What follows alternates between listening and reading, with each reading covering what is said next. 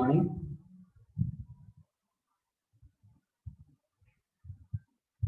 వినపడుతుందమ్మా? Hello, good morning Nani Babu. వెళ్ళిపోయేవారు. వినపడుతుందా? Good morning.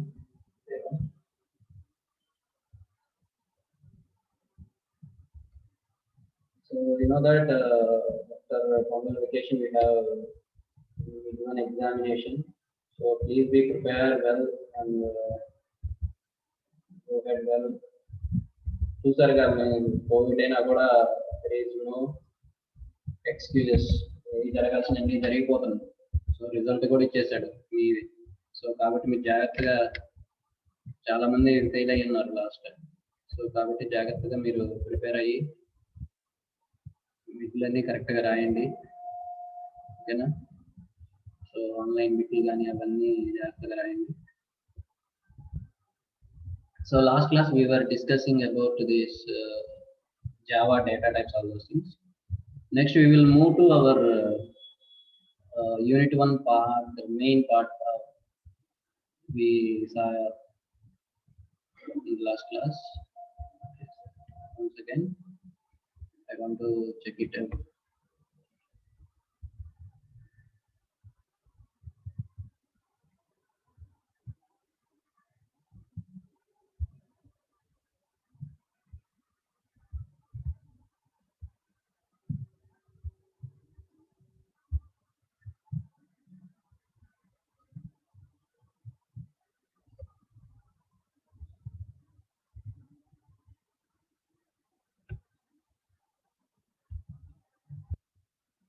So last class we discussed about the part 1. So today we are discussing about the part 2, about these generics. So what is the generic data types? We will see all the remaining 2 units also.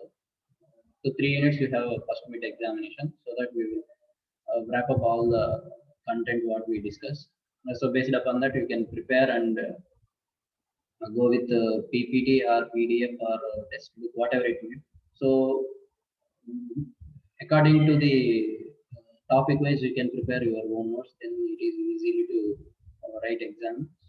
Okay, so generics, what is generic class and type classes and type parameters, implementation of generic types, generic methods, wrapper classes, concept of serialization, all these things.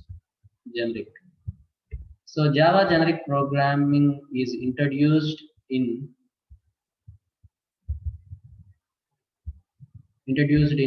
J2SE, so standard edition 5, to deal with the type safe of objects. It makes the code stable by detecting the bugs at compile time. Okay, so detecting the bugs at compile time. So I already said that in order to avoid the runtime errors, so by the starting itself we are going to be mentioning the what's the types of variable and what type of data we are going to be giving to that particular variable that we are discussing. Okay, so that is we are going to be avoid the compile time errors. So by that way, so these are the generics. So generics, how to mention? So we are going to be mentioning Angular braces, how to generate. Generic also provide the compile time, that is the type safe, allows the programs to catch the invalid types at compile time, those things. So using Java generic concept, we might write generic methods for storing an array of objects, then invoke the generic methods with integer array, double array, string arrays, and so on. To sort the array elements, so how to sort the elements of array? So we know that array, what is the type of data type array? So we are going to be group the similar type of data. So that is the type safety. We can hold only a single type of objects in a generic. It does not allow us to store the other objects also. So once we mention what type of variable, then we should not allow the other things. Okay, that is. So without generics, how it will be? So I think we saw about whether it is taken or not. This is a simple example. By this you can explain in examination, that is very easy to evaluate also. So see that list add 10, we are going to be add list add. So what is going to be happen here? With the generics, how we are going to mention? The list itself contains only integer. So if you mention like this also, what is the meaning of double quotation? If you mention some data in double quotation, it is considered as a string. So if it is going to be like this, the array means what is the general meaning of array? It contains a group of similar data only. So even if you take this data, how it is going to be represented, it is showing some error.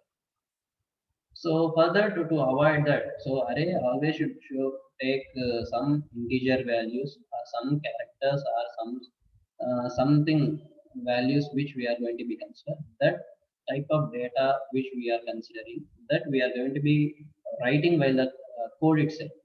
So let us see that the list integer list equal to new array list of integer. So if you add this one, so it shows the compile data. So it is not going to be enter into the program and issues. So typecasting, we know all those things, advantage of Java this one. So how it will be the another generic classes. A simple thing, this is the example we saw about public box and how we are going to be mention current objects on this particular object, how we are going to write all those things. Then in a generic with version of box class, the same thing we saw without a generic, and now we are going to be mention the class. The type is T1, T2, and T and so on. So to update the box class to use the generic to create the generic type declaration by changing the code public class box. So with this change, we can box became. So what type of data type T is what type we are going to mention. So that will be mentioned here. So public class box T. That is the T is the standard for the type. You know that what is some capital letters are going to be mentioned to represent the data. Capital E, capital T, capital S, capital U. So these are the secondary name, unit, first name, and all those things. Names we saw. So these are the generics one. So another one is type parameters. This is the see that name. E is the element, A is the key, and is and T is the type, V is the value, and S and V are the second, third, and fourth values. So that is the types we have. How to invoke the generic type invocation. So how we are going to be mention the box class, how we do integers. So this is the generics about total generics only. This part 2 we will discuss generic methods. Another important one is about this one, wrapper classes. What is the meaning of wrapper classes? Can anyone? What is the meaning of wrapper classes? So conversion. So here only we are going to be see about serialization and deserialization. In basic level wrapper classes, we are going to be see about auto boxing and unboxing.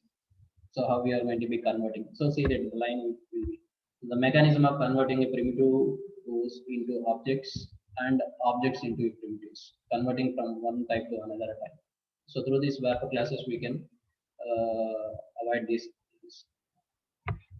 Use of wrapper classes in Java. Java is an object-oriented programming language, so that we need to deal with objects many times like collection, serialization, synchronization, etc. Changes in the value in the method and the serialization. What is the meaning of serialization? Converting objects into a string. So general wrapper classes meaning conversion is going to be happening. While these objects conversion primitives, in order to avoid the primitives too, so we are going to be considered as object into a string. Then we are going to be known as a serialization. If you have any primitive values, we can convert objects to wrapper classes. So what is the synchronization, where it is in which package it is available in Java, all those things. So type of boolean, how we are going to be writing wrapper classes, primitive test and wrapper classes. So capital letter we are going to be mentioned that one. The automatic conversion of primitive data type into its corresponding wrapper classes is known as autoboxing. For example, the byte to byte and char to character and int to integer, long to long and float to float and boolean to boolean and double to. So that is converting from object to byte strings. Autoboxing. So that is primitive wrapper classes, immutable classes, and the main concept of serialization is also. So this is one main topic in the unit 1. So separate heading will be there in the unit serialization byte stream. So that is a serialization and deserialization. So it is a concept where we can have in-depth concept of wrapper classes. General, we are going to be mentioning wrapper classes. We are going to be talking about auto boxing and unboxing also. So that is the one. So this is the simple thing about again what is the strings concept of serialization. So in depth I was explained here. So total this is the unit 1. So data structures in Java, a linked list, stack, queues, sets and maps. This one we are going to be learn. And generics, what is the types, generic classes and type parameters, implementing generic types and generic methods, and wrapper classes and concept of serialization. So these are the things about unit 1. Okay. Now we will go to the unit 2. What is the things in unit 2? So again we have 2 parts here. Okay, 2 parts and again for our say type we divided our into 2 parts. So here, so you know what is the total unit is this one. So HDFS and clustering. So how to introducing a configurations and what is the building blocks. So this is the important one. This one, what is a Google file system and building blocks are found. So these are the 2 important. And if any one, so 3 topics only, 3 questions. So please be mentioned that then how to do the operations. So what is the name node, data node, secondary node, job tracker and task tracker. There is a nearly 15 or 12 tasks are there in between data node to name node, how the job is going to be complete. So for here only we talk about this word count program implementation. So that is a unit 2. So we will see about what is working with big data, what is the big data, what is the big data platform, so what is that, and here working with 3 V's. Again, inciting the production site useful volume, velocity, and variety. All the 3 things are there. The volume, big data is enormous, while the traditional data is measured in familiar size like megabytes, petabytes, and terabytes. Big data is stored in petabytes and terabytes. So generally we know up to terabytes. So, but big data is going to be stored into petabytes and terabytes. So that is to hold the, that is a concept of volume. And what is the meaning of this is a chart that we discuss the data sizes according to what is the name and what is the units, how to, okay. And we saw about the diagram also. Always we think. Then this is the velocity. So velocity is the speed which we created the amount of data time needed to analyze it, and everything about the big data is fast. So drink from the fire hose. That is the example. Then we saw a real-time example. This one how the Apple Watch saves the 79 years old man in Texas. So that we saw. Then another one is about variety. So variety is we know the what the various types of data, that is structure, unstructured, and semi-structured. So variety, simple in our general terms we can talk about. It may be data, maybe in image format or text format or Excel format, Word format, or anything, any type of format. Big data examples: personalized e-commerce shopping experience. So and financial market modeling and compiling trailers and data points to speed up cancer researches. And media recommendations from the stream services like Spotify and now we are seeing that is Amazon Prime or Netflix or this is the songs wide going to be targeted Spotify. All those things. How we are going to be predicting user corners and analyzing the traffic patterns, data tools for recognizing the retail shopping. And with data, everything we are going to be how to implement, how can take the data from enormous data and how we are going to be used for user end. So how it is going to be used for to promote or improve their own business. Okay, so that is the thing. So that is one of the already implemented system is Google File System. So it is a Google GFS. So node failure happen frequently in files are huge multi-GBs of them. Most files are modified and appending and you know the concept of appending, adding the data at the last of random writes. We are writing continuously and high sustained bandwidth are important all those things. Why we build a Google system. Typical workloads are these here. So how we are going to be talking about the kinds of reads and also many large sequential one and multiple cities. So this is a simple block diagram for architecture diagram for Google File System. And okay, this is a simple theory. We know one of the example for Black Friday.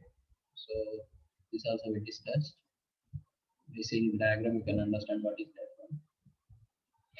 Then architecture, how we are going to be explain this one step by step process. So what is the master and slave, single master chunks, what is the metadata,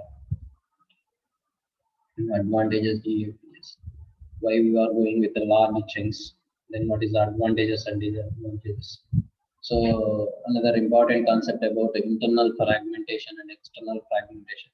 So how the data is going to be divided, how we are going to be remove the extra unused memory in the process, how we are going to be removing the manner. So then Apache Hadoop system, HDFS we are going to be talking.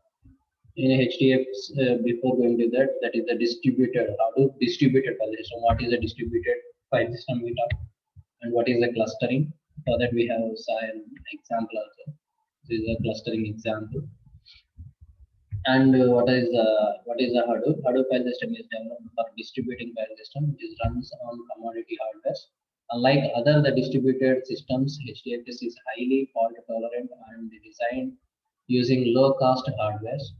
So HDFS holds very large amount of data and provides easier access to store such as a huge data. All these things. So what is the features of HDFS? And this is the architecture diagram for our HDFS. Okay. Then this is the building blocks of our plan for very important. So name node, data node, secondary name node, job tracker, and task. Even if these words later on we heard so many times in later units, whenever we are going to be talking about Hadoop or Apache Pig or Apache Hive, whatever it we talk about, so how the name node, what is the roles and responsibilities of name node, what is the roles and responsibilities of data node. So how come the job tracker is going to be submitted to the task tracker? So what are the various things are going to be note down by the secondary name node in order to provide the help to the name node. So all those things we saw about this one. Then the name node is the master node, Apache Hadoop HDFS architecture that maintains blocks of current data. So here we can call about master slave and master node and slave node. So slave as a data node and master as a name. So one word we can talk about, name node contains the information.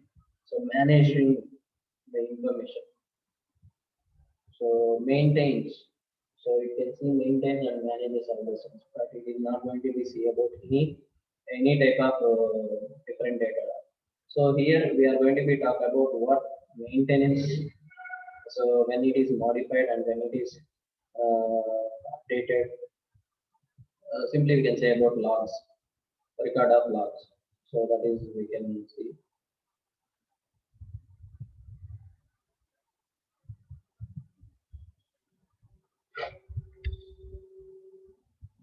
So this is about metadata.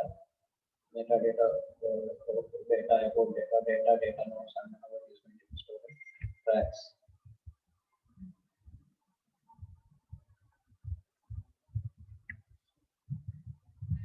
So function of name node. So functions of name node.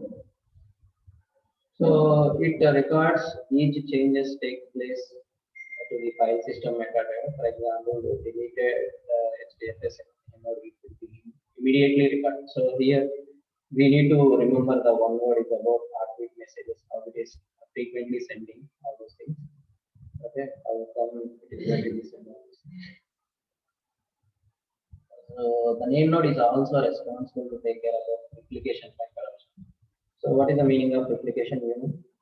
So whenever the data is going to be lost, so maybe in particular node is going to be failed, some of the data is unable to submit it. So something is going to be happen badly.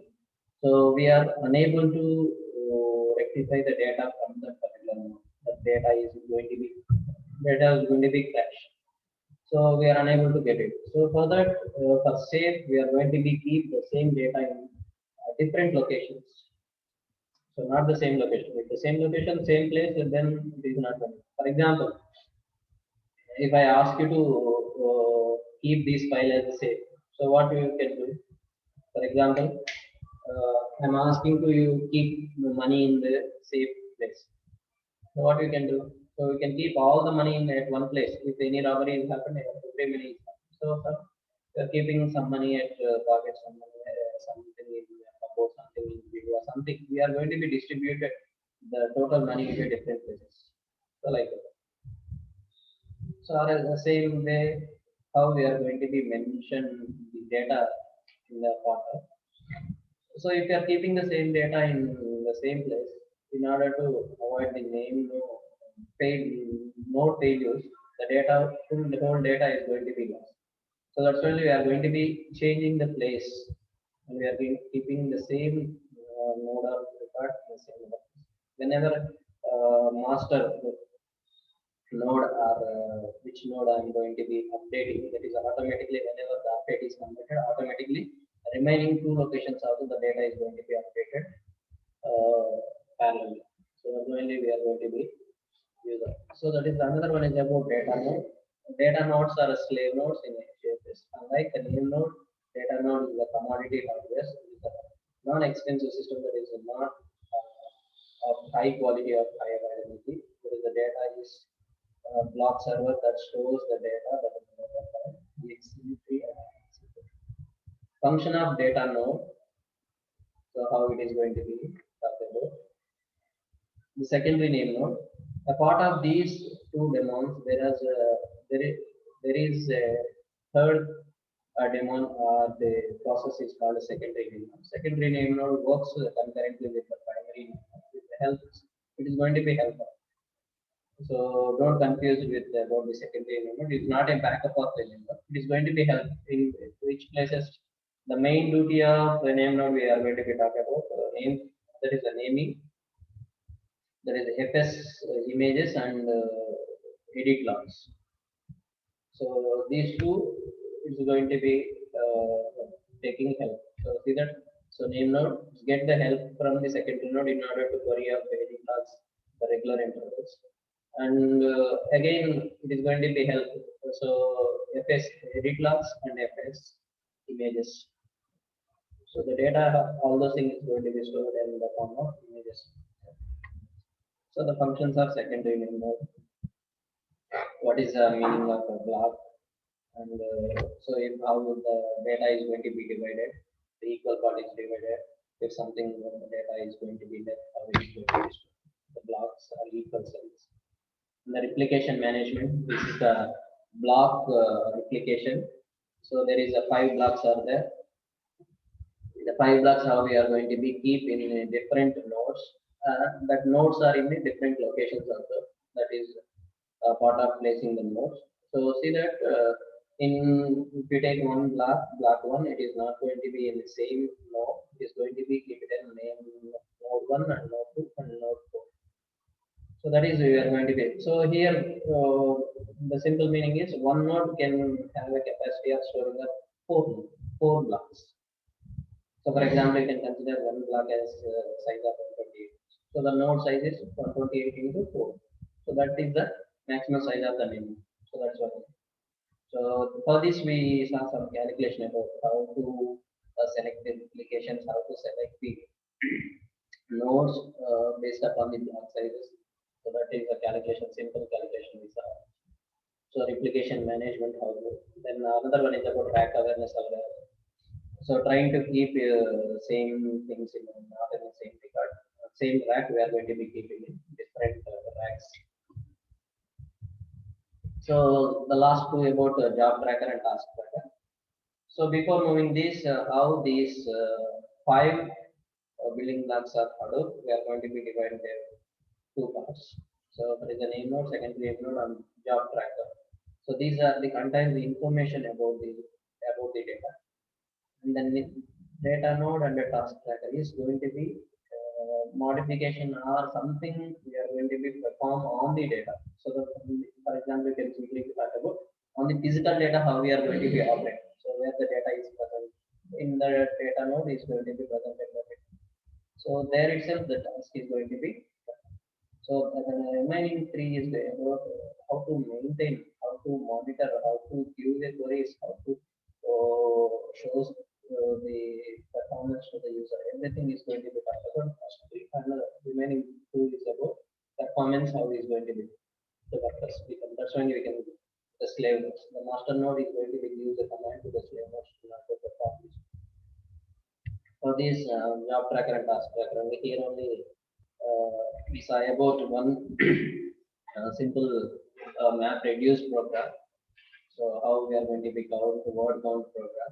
So consider you follow the input data from your map reduce program. How we are going to be done.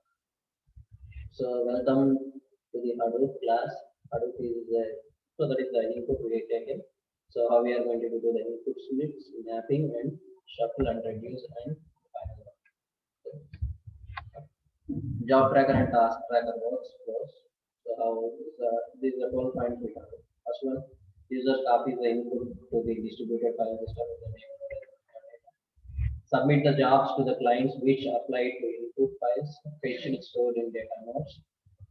And the client gets the information about the input files from the name of the process.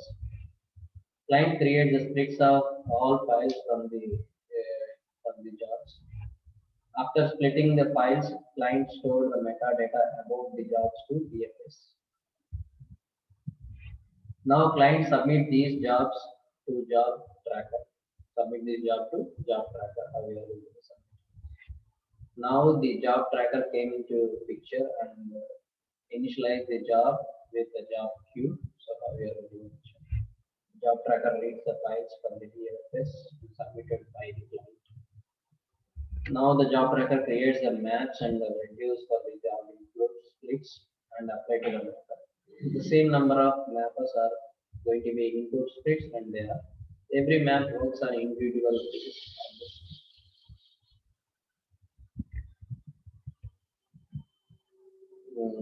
Then next one is about job tracker and task tracker workflows, how it will be. That is the 10th point here. So this is the total diagram. I think first of all we saw about the total diagram and each and every step we saw about it. So how to pick the switch and assign to the task tracker. So finally the task tracker creates the outputs from the number of reviews generates the number of outputs created by task tracker. After all these reduces gives the final. So that is so core switches, rack management, computer 1, computer 2, rack, how we are going to be rack 1, rack 1, so on, rack. Then these are the main importance, the goals of HDFS.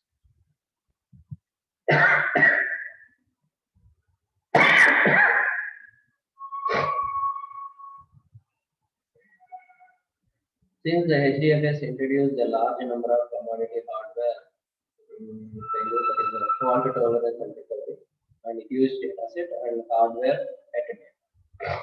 So these are the main important. This is the first part. And the second part is about how we are going to be see the second one. What is the unit to do? Second part. Last one. The second part is about how we are going to be do the configuration of HDFS. There is a three ways of configuration HDFS. That is the local mode, pseudocode, and the fully distributed mode. Three ways are there. Yes or no? So this one. So after USA, we saw about this one. Also this one. The second part is about introduction to this Hadoop cluster, how we install. So local nodes, that is the standalone node, pseudocode node, and distributed, fully distributed. So how it is. So the single node, we can talk about single node cluster and the single node cluster and multi-node cluster. The first two is about talk about the single node, and the last one is about multi-node. So before going to this, we can see the purpose of a different installation. Apache Hadoop is used in a production environment. So multiple servers nodes are used for distributing computing, but for understanding the basic and playing around with Hadoop, single node installation is sufficient. There is another node is known as a pseudocode distributed node. This mode is used to simulate a multiple node environment on a single server.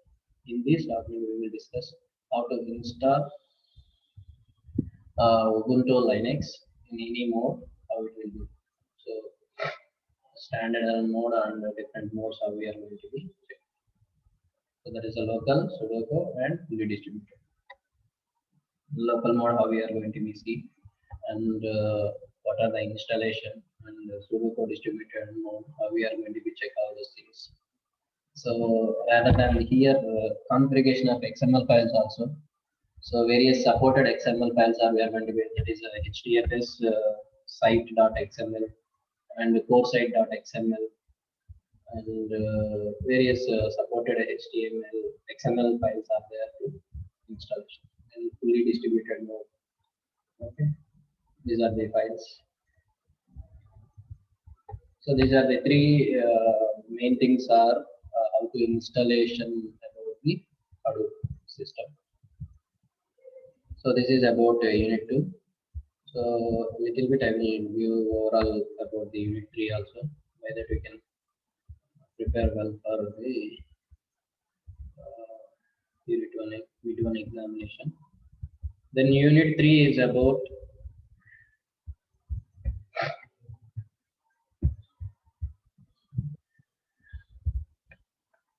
this one, writing a map reduce program.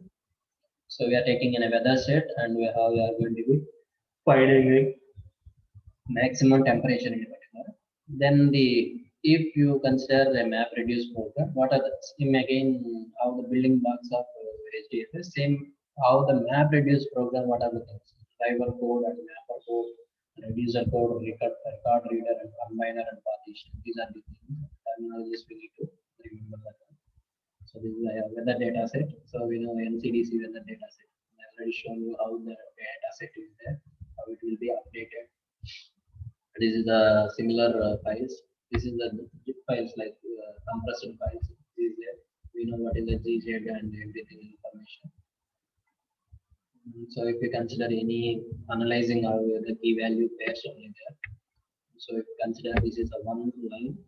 So in which part we need, that part we are going to be considered. That is the part we mentioned as the highlight with the gold color. And how we are going to be finding the maximum temperature. And how we, so this is the final diagram for MapReduce from the weather data set.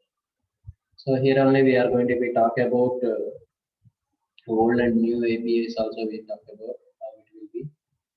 Okay.